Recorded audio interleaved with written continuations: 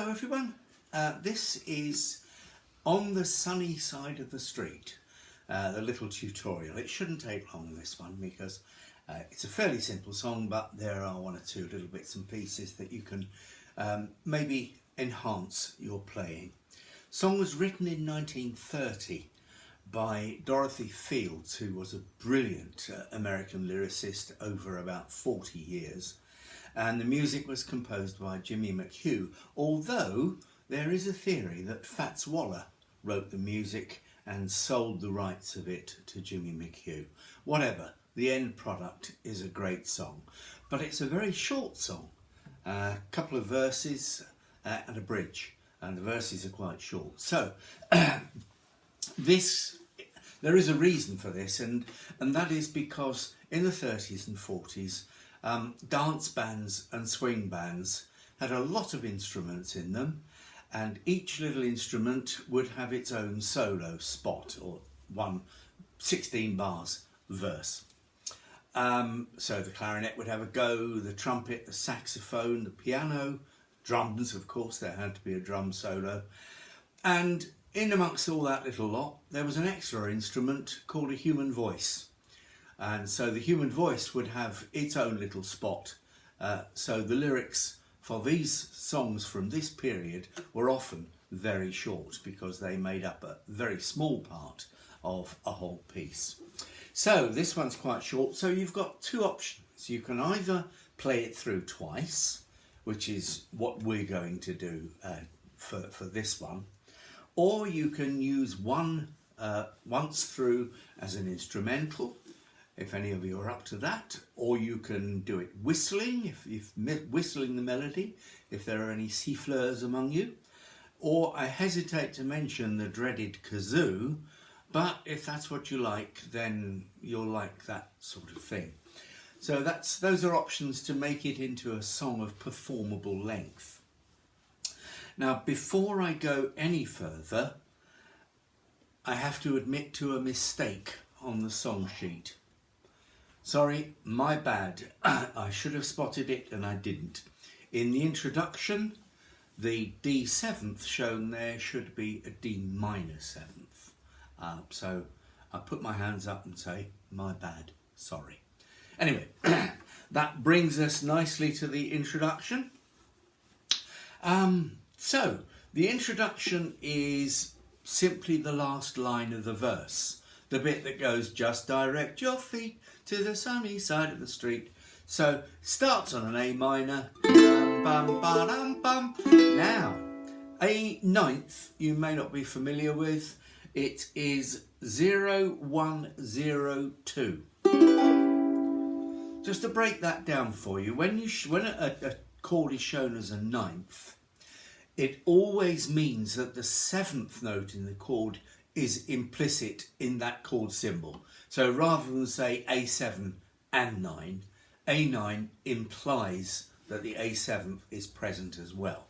So if we break that down, the A chord, as we know, is 2, 1, 0, 0 in the first position. A7th is 0, 1, 0, 0 in the first position, and that 7th note is the G on the 4th string. Now, so we've got the A7th and we need to add the 9th note to the A7th chord and not the A major chord. And the 9th note in the scale of A is a B natural, and you'll find that on the 2nd fret of the 1st string. So the first position for an A9th chord is like that. There are plenty of other positions as well, but that's the basic one and the one that seems to fit quite well in this song. So if anybody is playing just the chords along to this, we're playing 1, 2, 3, 4, A ninth, 2, B, D minor 7th, G 7th, C, and then a G augmented.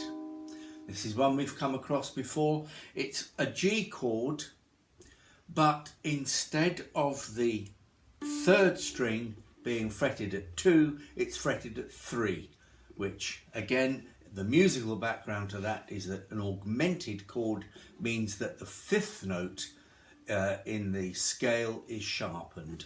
The 5th note in a G chord is the D, So you sharpen it to a D sharp, or also known as E flat, for your augmented chord. Pam plays it by flattening her ring finger across the two strings, the second and third strings. I tend to play it by shifting my ring finger over and double fretting the third string and dropping my little finger in on the second string, where in the space that my ring finger has just vacated. Either way, whatever works for you, but there's the G augmented. So if one of you is playing those chords, just the plain chords, that's fine. But if some of you have a little more adventure, you might like to think about putting the melody in. In fact, if one person's playing the chords, the other person can just play the melody like this. If you play the chords, Pam, 1, 2, 3, 4.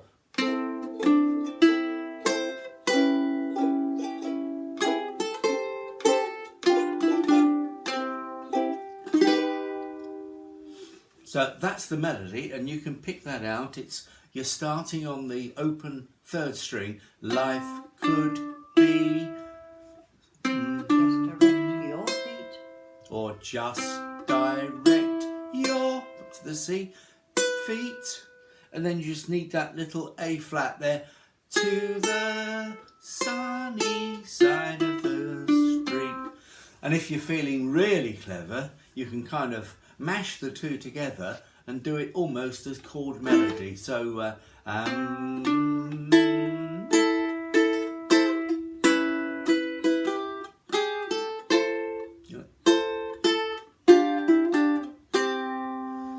so I was putting the melody there on top of the chords. Experiment with it, play with it, have some fun, see what you make of it. So that's the introduction, however you want to play it. And then we get into the verse. And now it's grab your coat and get your hat. Grab your coat and get your hat. Right, now that hat is up on the E above middle C, which is up there. Now, the song sheet calls for an A7th, an E7th. So you can play it there, your first position E7 that you know and love, quite happily. And nobody will say a word against you. But you may recall me mentioning in other places that where a song sheet calls for a 7th, you can always play the root chord. It doesn't work the other way around, but it does work this way around. So again, if you want to echo the melody, instead of playing an E7 in the first position, you could play a plain E chord 4-4-4-7, because you've got that top E ringing out over that, so you're almost getting chord melody in there. You're playing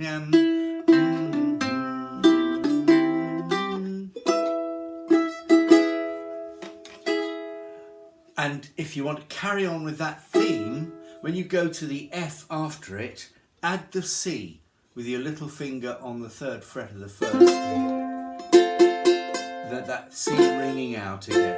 Happy tune is, and then G diminished is 0-1-0-1, where you've got the E note in there, and then the D note on step, and the D note is the 3rd string of the E7th chord. So we're playing that the melody is running along in the chords, whether you highlight them or not. The second line of the verse, well, it's exactly the same as the introduction. Just direct your feet to the sunny side of the street. And back to that G augmented as a lead-in to the second verse. Second verse, same as the first in the accompaniment. Anyway, then we get to the bridge. Where we've got a little run down there. We're doing a C through C major 7th to C 7th. So I used to walk, and the walk, the C 7th on walk, you can play it there in your first position, 0-0-0-1. or you can play 3003 or any other C7 you care to mention, but that one seems to work, 3003. And the next chord we come to after that in the bridge, after the C7, is the F. And again, why not put that C note from the melody onto the F chord by putting your little finger on the 3rd fret of the 1st string. So we're going, I used to walk in the shade with those blues on parade, and then take it off for parade, because the A note there is the A note in the melody. So blues on parade. And now in the second part of the bridge, we've got an A minor 7th. Now, as we all know, that is A minor 7th, but that really is a very boring way to play A minor 7th.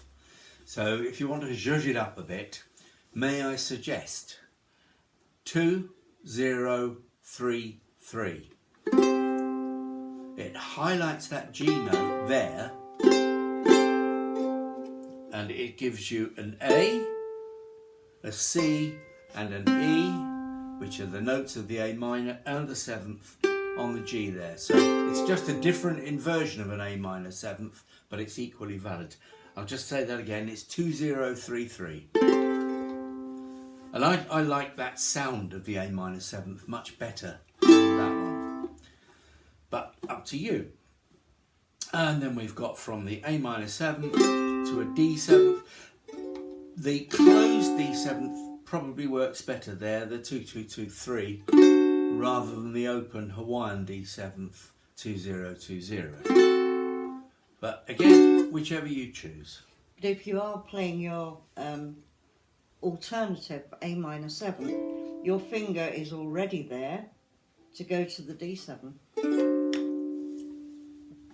Words of wisdom. I know. As always. I look for things like that. So there we go. This rover. Now we're showing a G7 to a G. Rover crossed over. I did it that way to make it a little easier for you to get from the G7 to the G augmented. So if you go via the G, like that. But if you don't have a problem with that, why not, instead of the G there on over, this rover crossed over, instead of the G, why not try G 9th? Don't be frightened with the name, it's easy. It's simply 0-2-1-0. Because again, you've got the melody note there. This rover crossed over. You might have a little bit of a scramble to get from that G 9th to the G augmented.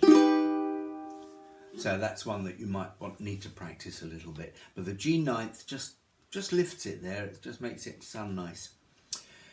And then we go back to the final verse, If I Never Had a Cent, and you've got, the chords are exactly the same as they are for the first two verses.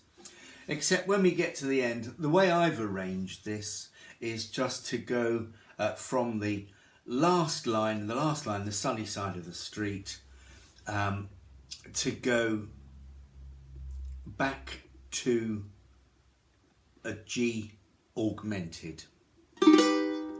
And then go back to the top of the lyric, grab your coat and do it again if you want to do it again. So that does the song twice through.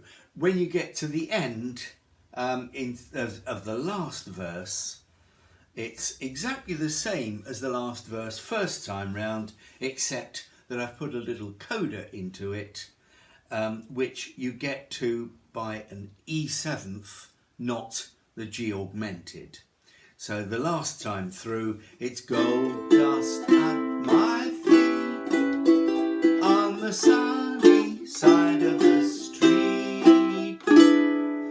Gold dust, and you go, so you're travelling from the C to an A minor via an E7th. as a passing chord, and you simply repeat gold dust at my feet on the sunny side. Now we've got a D minor 7th followed by an E flat minor 7th. Don't be afraid. If you play D minor 7th 2 2 1 3, you're fretting all 4 strings, which makes it a movable chord. And D minor 7th to E flat minor 7th is simply raise the whole shape 1 fret. Simples. And then back down again because you're reverting to the D minor 7th. It's just a tried and trusted technique in the last line of a song in the coda, is just to put a raised by a semitone phrase in well, it's a signal to the audience that you're finishing. So what we get at the end is gold dust at my feet. I don't know where you start. Sorry, from gold dust. Okay.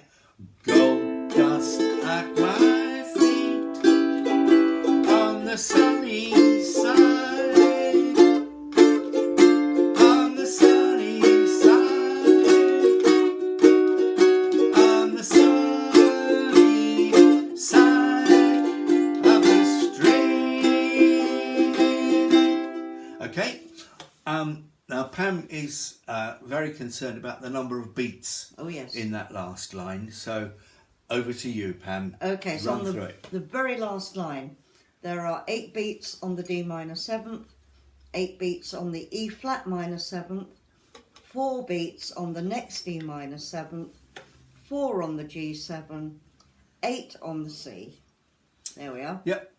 So it just elongates the whole line of lyric into quite a lot.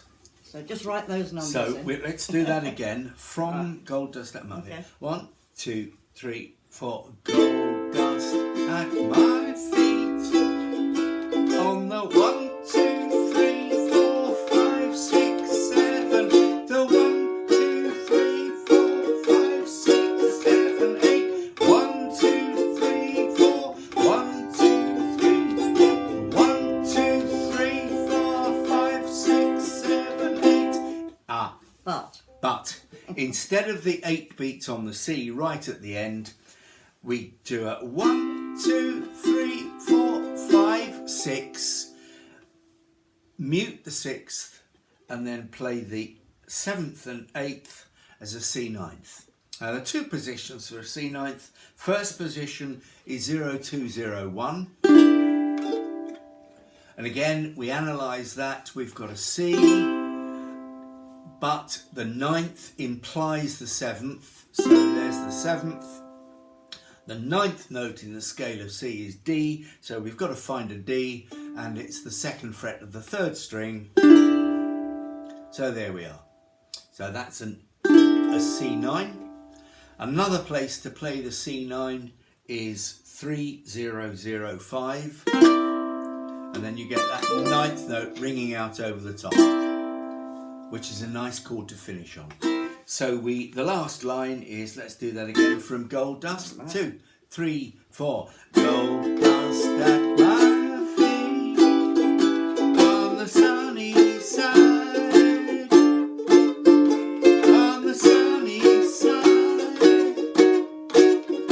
On the sunny side of the stream.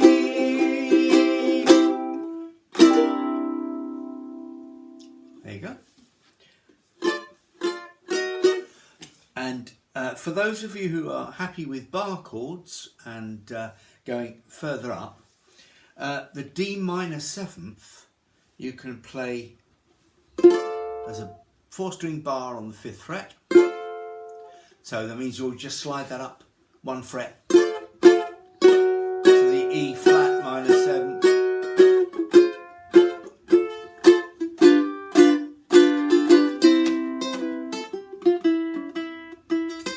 I'll do that again. There you are. I will. Yay. Yeah, like that. That's just me being silly. Okay, right. Anything I've forgotten there? No. Okay, well, we'll call it quits for today then.